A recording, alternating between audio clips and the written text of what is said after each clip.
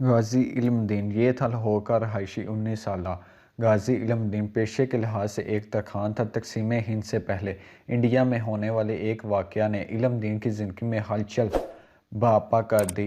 1923 میں ایک انتخاب پسند ہندو نے رسول اکرم صلی اللہ علیہ وسلم کی شان میں ایک نہایت گستاخانہ کتاب کے نام سے تحریر کی۔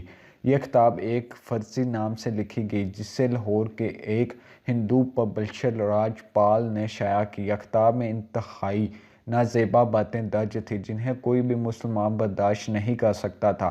کتاب کی اشاعت سے پورے برصغیر کے مسلمانوں میں شدید غم و غصے کی لہر دوڑ گئی۔ مسلمانوں نے اس کتاب پر پابندی کا مطالبہ کیا اور اس کے پبلشر کے خلاف عدالت میں مقدمہ دائر کر دیا۔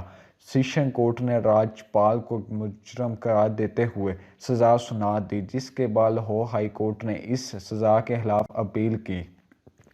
سماعت میں مجرم راج پال کو اس وجہ سے رہا کر دیا کہ اس وقت مذہب کے خلاف گستاخی کا کوئی قانون موجود نہ تھا۔ مسلمانوں نے ہائی کورٹ کے اس فیصلے کے خلاف پورے ملک میں تحریک شروع کر دی۔ نوجوان علم دین اپنے دوست رشید کے ساتھ لاہور کی تاریخی وزیر خان مسجد کے سامنے اس ہجوم میں موجود تھا جو ہندو رائٹر راج پال کے خلاف نعرے لگا رہا تھا۔ جذبے کا ایک تلاطم تھا جو ہجوم کے نعروں کی گونج میں امڈ رہا تھا۔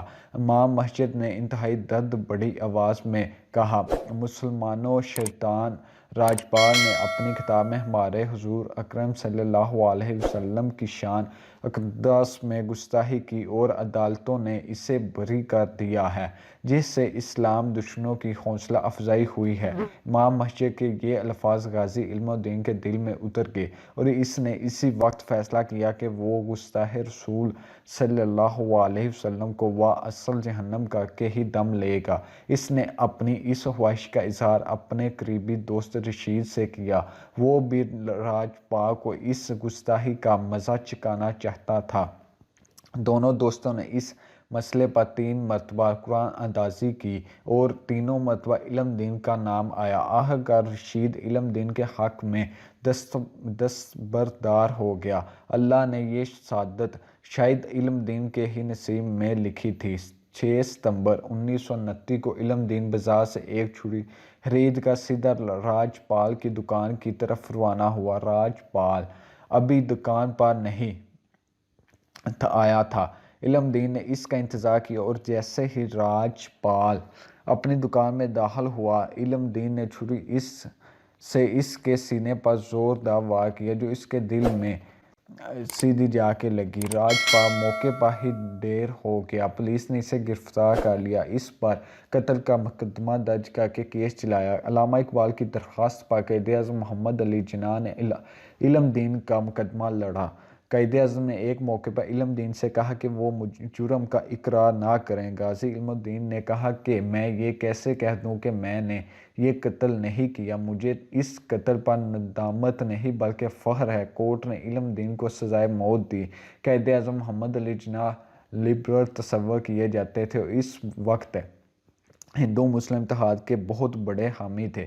ہندو اخبارات نے ان پر کڑی تنقید کی، لیکن قائد-اعظم نے اس تنقید کو رد کرتے ہوئے کہا، مسلمانوں کے لیے حضور اکرم صلی اللہ علیہ وسلم کی ذات مبارکہ ہر چیز سے بڑھ کر ہے۔ بے شک 31 اکتوبر 1929 غازی علم دین شہید کی سزائے موت پر عمل درآمد کا دن تھا۔ علم دین سے ان کی آخری خواہش پوچھی گئی تو انہوں نے کہا کہ مجھے صرف 2 رکعت نماز پڑھنے کی اجازت دی جائے۔ غازی علم دین کو جب پھانسی کاٹ پر لایا گیا اور جب پھندا ان کی گردن میں ڈالا گیا تو اس نے وہاں موجود لوگوں سے کہا، اے لوگو، گواہ رہنا، میں نے راج پال کو نبی کریم صلی اللہ علیہ وسلم کی شان میں گستاخی کرنے پر اصل جہنم کیا۔ آج میں آپ سب کے سامنے کلمہ طیبہ کا ورد کر کے حرمت رسول اللہ صلی اللہ علیہ وسلم پر اپنی جان نچھاور کر رہا ہوں۔ غازی علم دین شہید کو پھانسی کے بعد برطانوی حکومت نے ان کی میت بغیر نماز جنازہ جیل کی قبرستان میں دفنا دی، جس پر مسلمان شدید احتجاج کیا۔ علامہ اقبال نے ایک مہم چلائی اور آخرکار انگریزوں کو یہ یقین دہائی کے بعد کہ لاہور میں تدفین کے موقع پر ہنگامہ آرائی نہیں ہوگی، اس کی اجازت دے دی گئی۔ 15 دن بعد جب غازی علم الدین شہید کی میت کو قبرستان سے نکالا گیا تو ان کا جسد حقیقی پہلے دن کی طرح تر و تازہ تھا۔ علم الدین شہید کی والد نے علامہ اقبال سے علم الدین کی نماز جنازہ پڑھانے کی درخواست کی، جس پر علامہ اقبال نے اس سے کہا کہ وہ بہت گناہ گار انسان ہے، اس لیے اتنے بڑے شہید کی نماز جنازہ وہ نہیں پڑھا سکتے۔